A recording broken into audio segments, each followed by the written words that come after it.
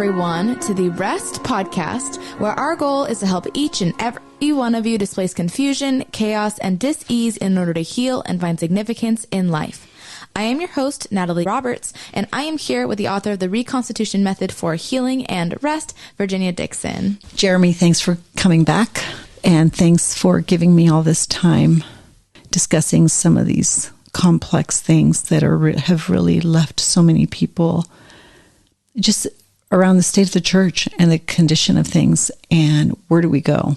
Yeah. There's so much cynicism, sarcasm, anger, frustration around in many cases, the idea of God, and certainly in the institution of the church. But you're backstage. I see what's going on, and the backstage can be a mess, and yet there's a lot that God is doing. But let me tell you, first of all, thanks for having me, and I love the work that you're doing to bring truth and life and rest, obviously, to those who are listening and those that you're caring for. For us and for me, I believe that Jesus is the hope of the world.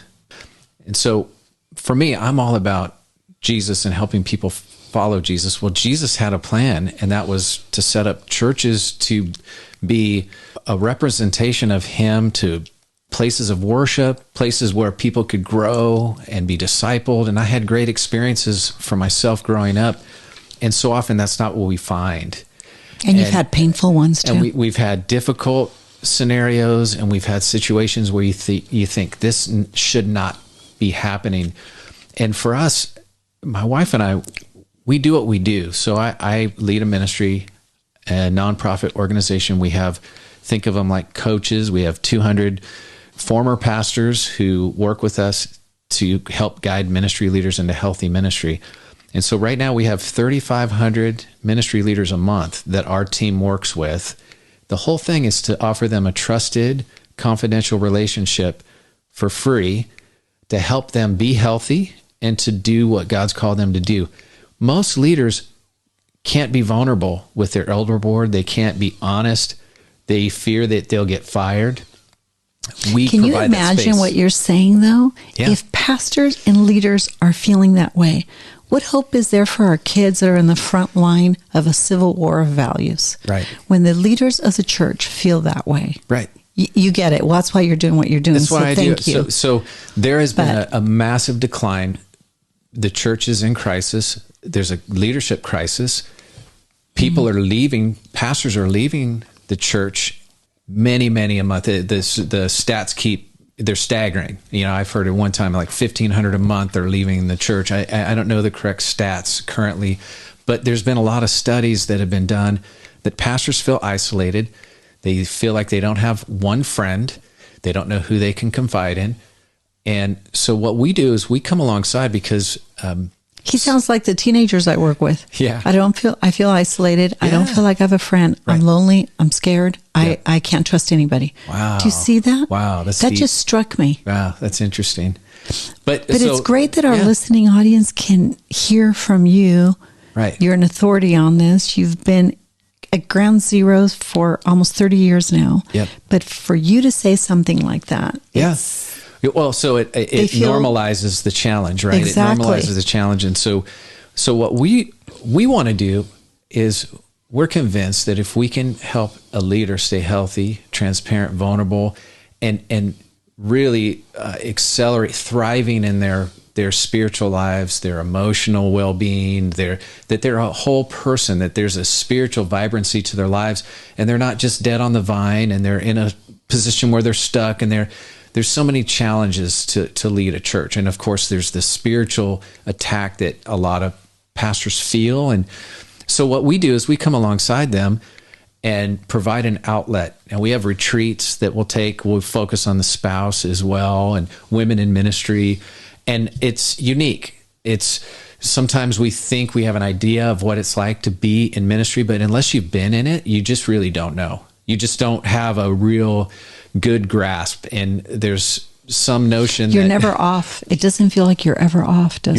You're not. You're getting called at all times of the day. You wake up in the middle of the night, you're thinking about it. But some have the faulty notion that a pastor works one day a week. They don't think about all the leadership issues, challenges, and How many times I've been in a hospital room, and I just speak vulnerably for myself. Like at 19 years old, I started being, as a pastor, invited into the most vulnerable moments in a person's life when their loved one is dying. So I instantly began to think, okay, this person tragically just was taken off of life support. They breathed their last. And now my goal is to minister, care for, love on the family. What about my emotion? What about how I feel? I leave that night and I think, wow, I was just in a room with a dead person for the first time in my life. The different variety of ways in which a leader who is leading a church is challenged and needs someone to just walk alongside. Many say they're isolated. They don't have someone to care for them and walk with them. And that's what we do. So our aim is transforming communities, because ultimately this is what it's about. If there's a healthy church that's proclaiming Scripture and is providing a place for people to work through their challenges, that there are recovery ministries, there's ways in which people are just helping people through their hurts. A hospital should be more like a hospital than a country club, is what we were talking about. Yeah, and it sounds to me like what you're really doing is helping you heal the healers and the teachers and those that are leading other people into freedom, hopefully. But they're weary, we're weary, beaten up, tired, exhausted. And you're helping restore mental, emotional, physical, spiritual health. Exactly. To those serving. What is the response? It's dynamic. Well, we just had a gathering, a gala, and we just brought in all these different pastors who have been helped. And they just say, this has been a lifeline for me. This has made all the difference. Transformative. In the world to me, because I have someone who's been there and who gets it and who provides that outlet and who leads me in a place to where I can stay in my calling. In the Old Testament, you see Moses and Joshua's fighting a battle, and in that, God tells Moses to go and hold up his staff. And as long as he holds that staff up, Joshua's winning. But as soon as he begins to let that staff down, they begin to lose. And so Aaron and Hur are called to go alongside Moses and hold his arms up. And as long as he can keep his arms up, then the battle is won. And that's a lot what we do. We come alongside as Aaron and Hur and lift up the arms of those who are on the front lines doing the work that we believe is transformative when it's done well. There's a lot of challenges. And these represent millions of people. 3,500 pastors a month represent millions of people. Yeah. So their transformation, their mental, emotional, and physical health becomes very important. Right.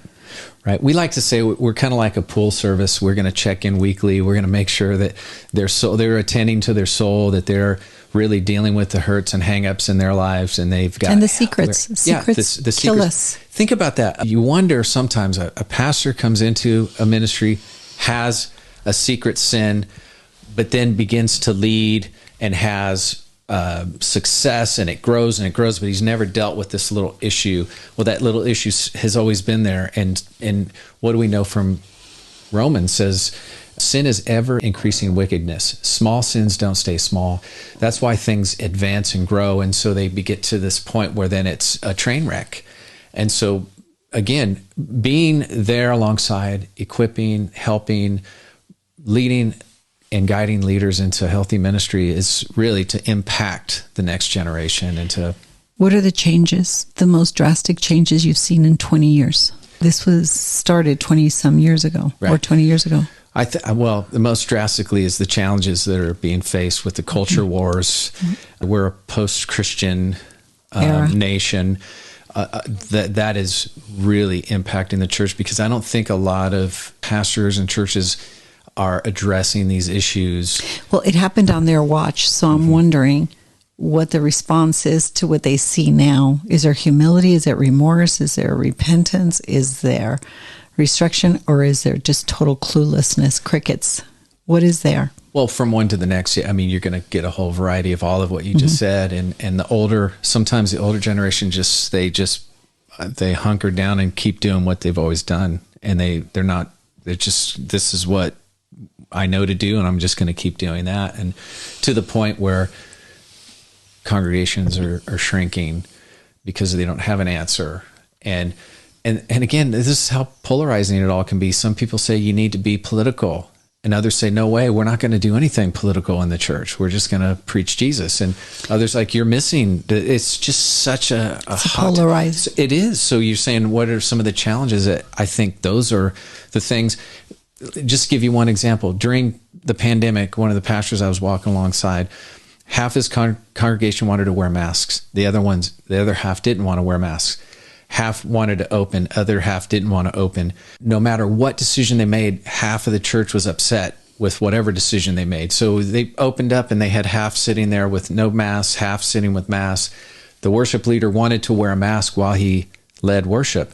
And they said, well, no, you're going to be on TV. So the challenges of just all these conflicting messages and the polarization of even God's people within one particular denomination has become very difficult for leaders to navigate. And so there's been a lot of real difficulty.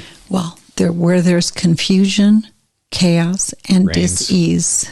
It rains. There's division. Yeah.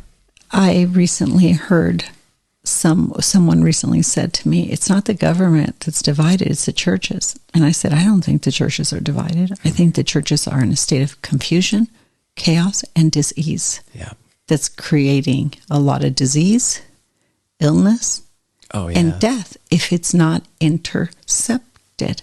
Right. So you've got to displace the confusion, chaos, and dis-ease in order for the disease and the illness not to fester and grow and to death. Lead us to the place of death. Right. And one thing I love about Standing Stone and about you, Jeramy, and the board of advisors and your team there is at least you guys are doing something about it. We're trying. And again, until the Lord calls me home, I want to see healthy churches in every community, transforming communities for Christ. Because you look at the history, sometimes we're trying to whitewash history, like erase history.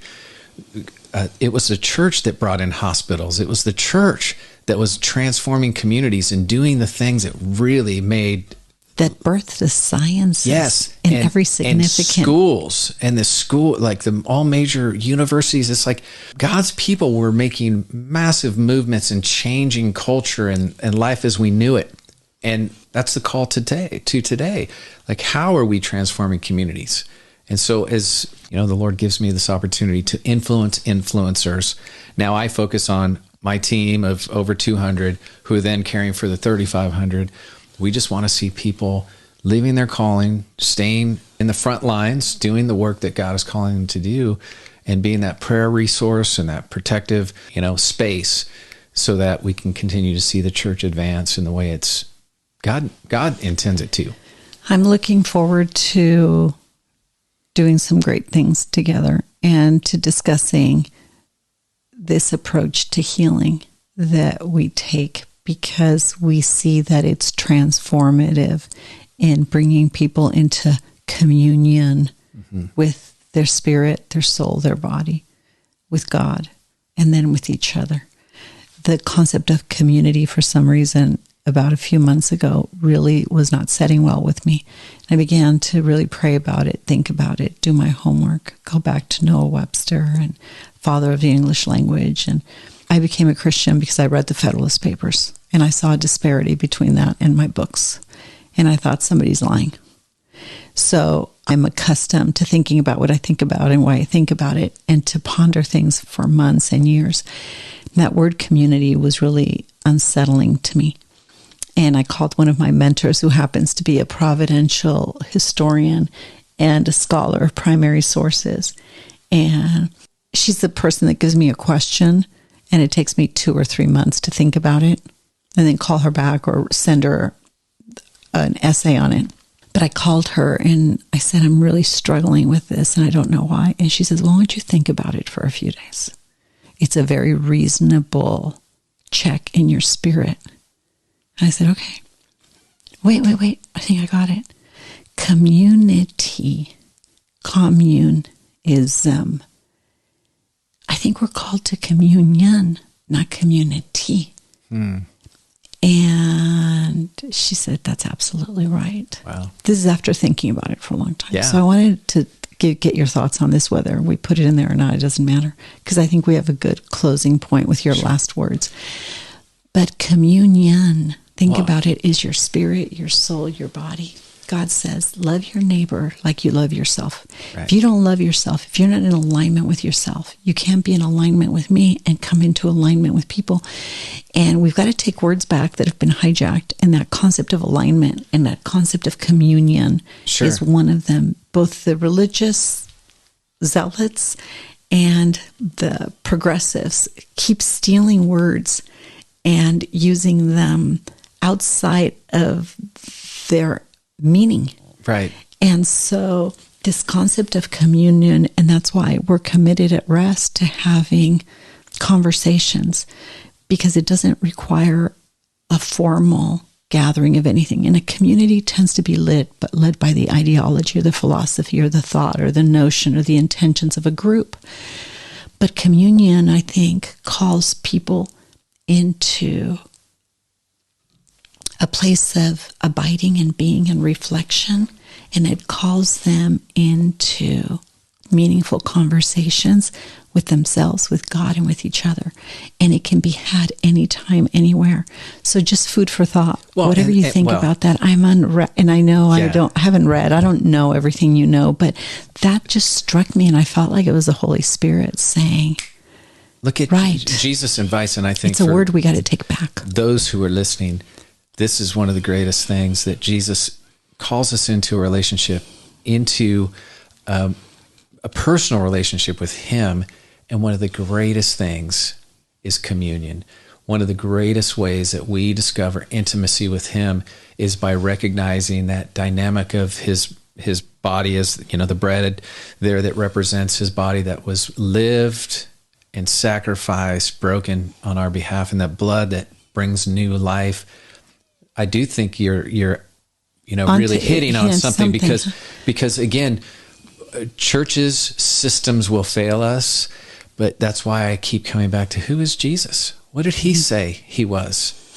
Let's keep having we'll have another conversation later on. Great. But let's really talk about language and taking language back, not just from the world or not just from the propaganda machine, but from the institution of the church too. No, language is God's. Thoughts have power, words have authority, right? Yeah. That's a word that just for whatever reason I thought, I'm going to just say that to you. Right on. All right, everyone. For updates about R.E.S.T and this podcast, please visit our Instagram or Facebook, The Place of R.E.S.T. If you would like more information about Virginia or to support and join the cause of R.E.S.T, please go to virginiadixon.com/collaborate or call 949-289-5935. Thank you for listening to R.E.S.T with Virginia Dixon. We'll see you next week.